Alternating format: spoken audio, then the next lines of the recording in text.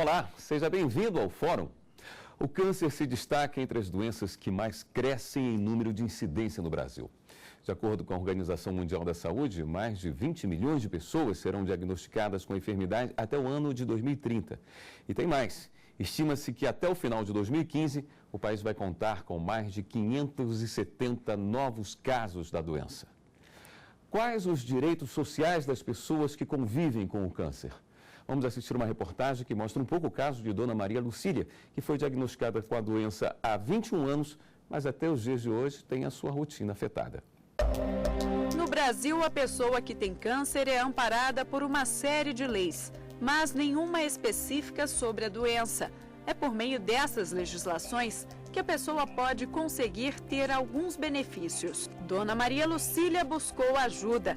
Há 21 anos descobriu que tinha câncer nas duas mamas. Por causa da doença, teve que parar de trabalhar. Uma das consequências foi a perda de força nos braços.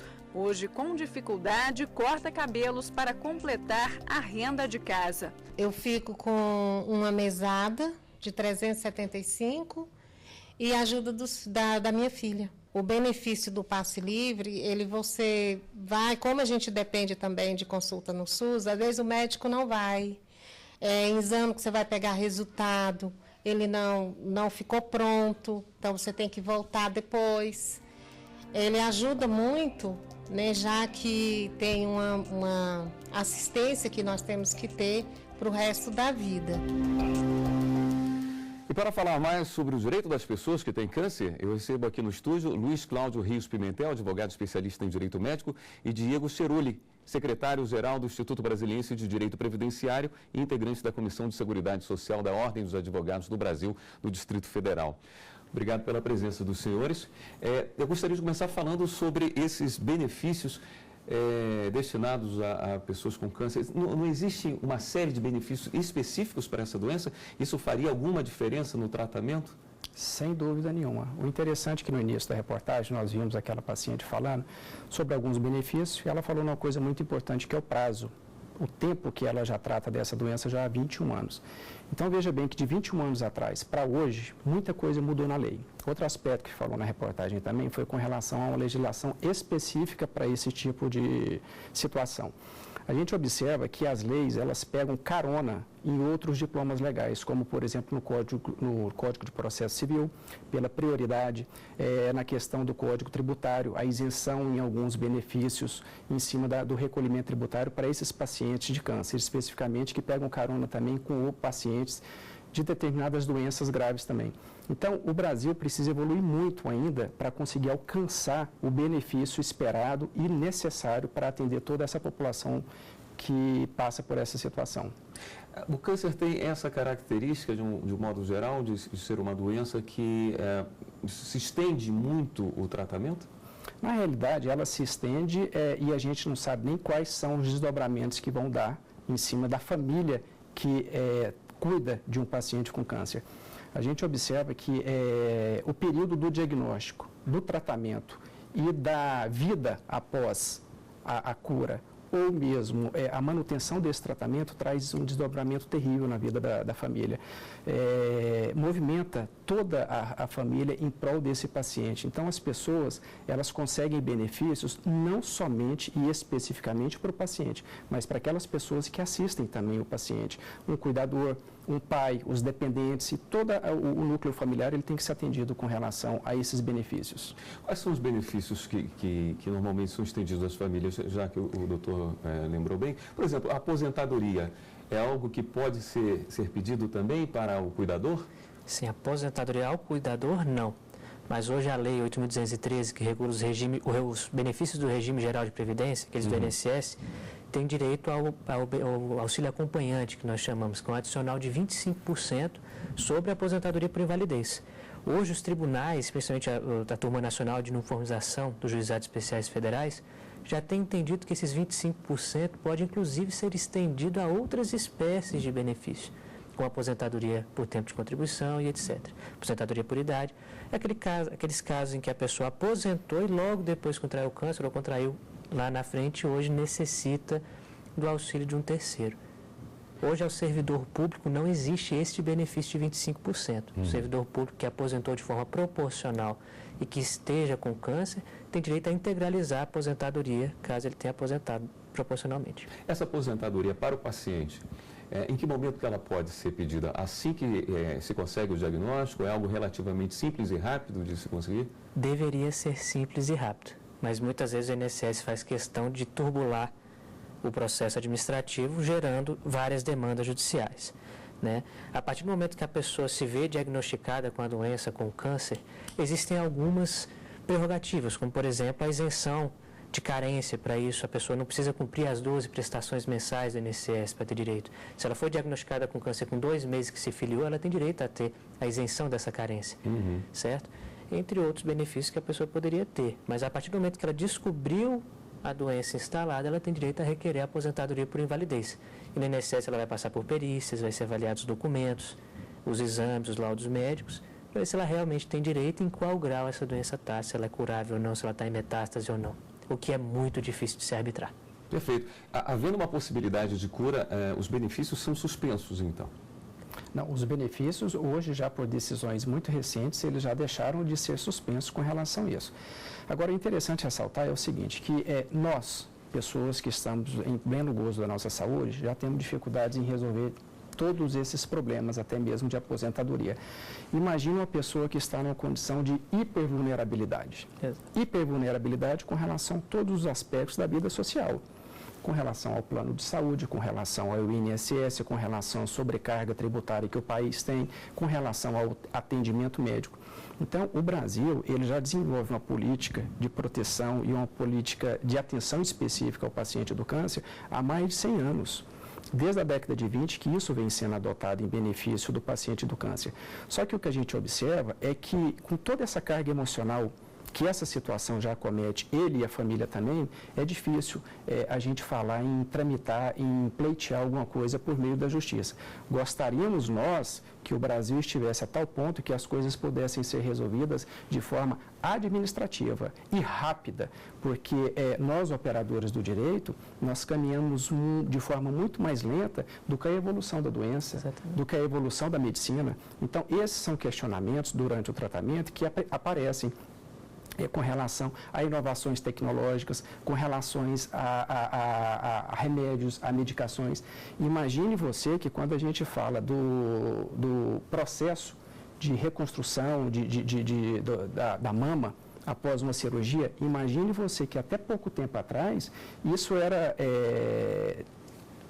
colocado como uma cirurgia de reconstrução estética, sendo que a política de recuperação, a política de saúde pública de recuperação de um paciente desse, ele não prevê só aquele aspecto físico, ele trata toda a condição emocional de um paciente numa situação dessa. Imagine o quanto é importante uma reconstrução de mama para uma mulher que acabou de passar por uma mastectomia. Então, há pouco tempo atrás, é que o Brasil vem adotando essa política de que se faça a cirurgia imediatamente após a mastectomia, para que se evite 2 situações cirúrgicas na vida da paciente. Então, a gente consegue, assim, a passos lentos, conseguir a evolução nesse processo de forma a atenuar o sofrimento de quem está passando por essa situação. Agora, quanto aos benefícios previdenciários em si, depende muito do caso. Se o câncer for totalmente curado, a pessoa já estava aposentada por invalidez, tá? E ele for totalmente curado, isso for comprovado pelo INSS dentro do seu período de revisão do benefício, ele pode ser cessado. É a diferença hoje dos benefícios tributários, por exemplo, uma isenção de imposto de renda, onde recentemente o STJ decidiu que ele não cessa, mesmo a doença tendo sido ceifada, o benefício da isenção não cessa. Esses benefícios, eles são pleiteados individualmente ou quando existe o diagnóstico de câncer, já vem um pacote destinado ao paciente? Deve-se primeiro passar no INSS para depois ingressar na Justiça. Hoje, com os juizados especiais federais, os processos andam muito mais rápido. Os benefícios que a legislação ela tenta trazer são dos aspectos previdenciários, tributários, administrativos, processuais, entre outros. Então, a pessoa, na realidade, diante de todo aquele tumulto, já com tratamento, já o seio familiar totalmente comprometido, ela tem que mudar todos os aspectos da vida civil. Cada instituto, quando a gente fala das questões administrativas, por exemplo, ela passa a ter prioridade com relação ao atendimento na Receita Federal, ela passa a ter prioridade com relação aos trâmites processuais, diferente do princípio da celeridade processual. Ela passa a ter prioridade, assim como os idosos também passam a ter essa celeridade. Ela passa a ter, por exemplo, no atendimento ao INSS, isso tudo nós estamos falando de questões administrativas. Ninguém quer, num momento de dor como esse, mesmo que não fosse um câncer, quando a gente fala da amplitude dos problemas de saúde no Brasil, a gente poderia estar falando que quem quer discutir uma situação dessa na porta de um hospital, brigando por atendimento, brigando por uma UTI, brigando por um atendimento digno. Diga-se de passagem que a gente discute muito e vê a mídia discutindo essas questões quando se fala na busca por remédios de fins terapêuticos. Na realidade, a gente observa as pessoas brigando nessa situação do câncer por remédios para atenuar a dor. Imagine só a mazela e o tamanho do sofrimento que a população ainda não passa. E vamos além disso, né? A gente pode falar, por exemplo, também que nós estamos trabalhando hoje com 200 milhões de habitantes no Brasil. 50 milhões estão amparados pelo regime de saúde suplementar, 150 pelo SUS. O que gasta-se o plano, as operadoras de saúde complementar com o paciente comparado ao que o SUS gasta, há uma diferença de quase 20 vezes. Então, será que essa população, mesmo com todos esses benefícios, ela está conseguindo ser assistida da forma correta, com dignidade, com humanidade, com apoio que realmente ela merece? Então, são coisas que a gente precisa realmente trabalhar, evoluir muito sobre essa situação. É provocado por um tratamento muito oneroso? Sim, o tratamento de câncer é muito oneroso pelos remédios que são muito caros, pelos tratamentos em si que são muito caros e muito penosos também ao paciente, à pessoa que está em tratamento. Nós vamos fazer um rápido intervalo. Voltamos já com o programa Fórum.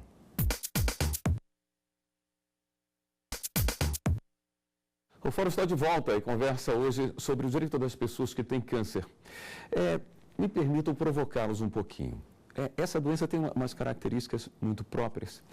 Muitas pessoas, quando se veem acometidas por ela, muitas vezes procuram por tratamentos, inclusive alternativos, ou que ainda não são reconhecidos pela comunidade médica, e aí provocam o judiciário, tentam de todas as formas, logicamente é de se entender, garantir uma vida melhor ou a cura do câncer.